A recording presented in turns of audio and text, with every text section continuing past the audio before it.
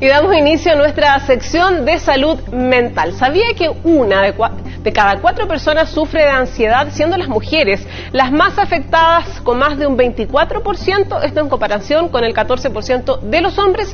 Todos estos datos salieron del estudio Termómetro de la Salud Mental en su 8ª versión. Queremos hablar sobre esto y aprender cómo impulsar el bienestar psicológico en nosotras, las mujeres. Estamos con Carolina Aspillaga, docente de la Facultad de Psicología de la Universidad del Desarrollo. ¿Cómo estás? Hola, Nils, ¿bien y tú? Muy bien, bienvenida a Vida y Salud. La idea es que podamos conversar un poco, primero sobre el panorama, ¿cierto?, de las mujeres respecto a la salud mental. ¿Cuál es la radiografía de las mujeres en nuestro país respecto a la salud mental?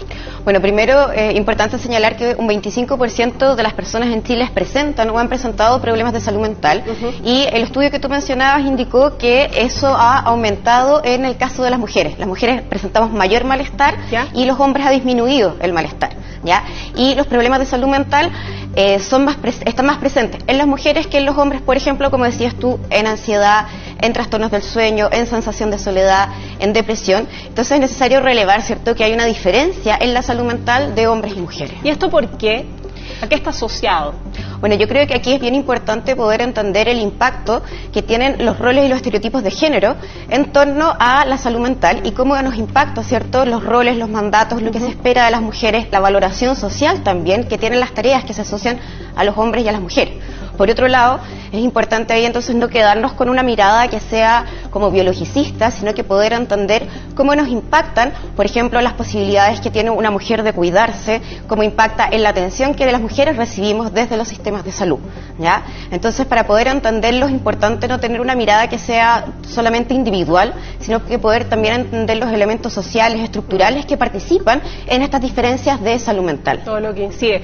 Y va por etapas también, hablábamos recién con la doctora, obviamente, de las diferentes patologías que van afectando y que nos van haciendo, que van cambiando nuestro cuerpo, ¿cierto? En este caso la salud mental también, por ejemplo, la adolescencia, la adultez, la tercera edad, también vamos enfrentando diferentes desafíos, diferentes roles, lo que hace que también vivamos de distintas maneras, por ejemplo, la salud mental. Sí, pero algo que es importante es visibilizar que a lo largo de todo el ciclo vital, en general las mujeres presentamos más problemas de salud mental, ¿ya? Y ahí es importante, como te decía, poder identificar de qué manera las desigualdades, los estereotipos de género participan en esto. Por ejemplo, las niñas a partir de los 6 años comienzan a sentirse menos inteligentes que los niños. A los 13 años las niñas dejan de levantarse de la toalla y ponerse traje de baño, ¿cierto? Mostrar su cuerpo, hablar en la sala, ¿cierto? Por vergüenza. Después, en la adolescencia, hay una mayor prevalencia de trastornos de la conducta alimentaria, de ansiedad, de depresión, y eso también tiene que ver, por ejemplo, con los mandatos de belleza, con las expectativas de perfeccionismo, con que muchas veces son las niñas, las adolescentes y las mujeres quienes se hacen cargo de las tareas de cuidado. Y ahí también, bueno, en la adultez también, ¿cierto? Las mujeres tenemos menor tiempo de ocio, ¿ya? Las mujeres estamos mucho más a cargo de las tareas de cuidado, de las tareas domésticas, y esos son elementos que participan en la salud mental. Y volviendo a lo que tú decías respecto a los estereotipos o a lo que uno va viviendo en la adolescencia, por ejemplo, sabemos de alguna forma que el mundo ha ido cambiando, ¿cierto? Que tratamos de derribar todos esos estereotipos, los prejuicios, ¿cierto? También, pero de alguna manera me das a entender que siguen presentes, porque viene, me imagino que de la base, de nuestra crianza, ¿no? Sí, siguen presentes, y yo creo que es importante poder mostrar que siguen presentes, porque de repente aparece esta idea de que son temas que ya están solucionados y que en el fondo la igualdad existe cuando no sigue existiendo en lo efectivo. Entonces, cuando yo te decía, por ejemplo, las mujeres dedicamos el doble de tiempo a cuidar y tenemos menos tiempo de ocio. Y eso, por supuesto, que impacta en la posibilidad de descansar, de dormir, de hacer actividad física, que son elementos que impactan en la salud mental.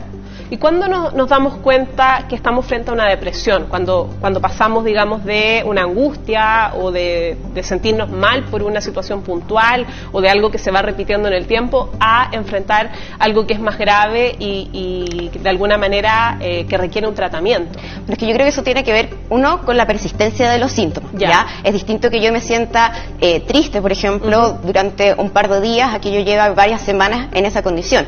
Y también importa considerar cuánto afecta mi capacidad de desenvolverme en la vida cotidiana. Ya. Si no me estoy pudiendo levantar, si la vida, las cosas que yo disfrutaba antes hoy día no las estoy disfrutando, es importante poder ahí acudir a profesionales de la salud mental. Y también creo que es muy importante como activar las redes de apoyo. ¿Ya? Las redes de apoyo nos sirven para prevenir problemas de salud mental, pero también nos sirven para sostenernos en contextos, ¿cierto?, en los cuales estamos con dificultades de salud mental. Y entonces ahí también es importante como poder visibilizar lo necesaria que es la vida en comunidad, las amistades, las relaciones familiares, los vecinos, etcétera, como poder recalcar la importancia de poder generar redes de apoyo. Son claves al final. ¿Y qué recomendaciones, seguramente hay muchas mujeres viéndonos hoy, qué recomendaciones entregas en relación a eso mismo, a cómo enfrentar esto, a los cambios de ánimo que yo pueda estar teniendo, o cuando ya veo que algo es un poquito más grave y que se da más tiempo, durante más tiempo? Bueno, como te decía, yo creo que ahí hay dos indicadores, ¿cierto? La intensidad y la persistencia de los síntomas. Y creo que ahí también es importante poder atrevernos a hablar de salud mental. La salud mental no es un problema individual, sino que es un problema colectivo. Entonces, en la medida en que lo vemos como un problema colectivo, nos atrevemos a hablarlo, lo podemos trabajar sin vergüenza. Y también creo que es importante que haya una mejor distribución, una mejor corresponsabilidad en las tareas asociadas a lo doméstico, al cuidado, porque eso es lo que también va permitiendo que disminuya la carga que viven las mujeres y que también impacta en su salud mental.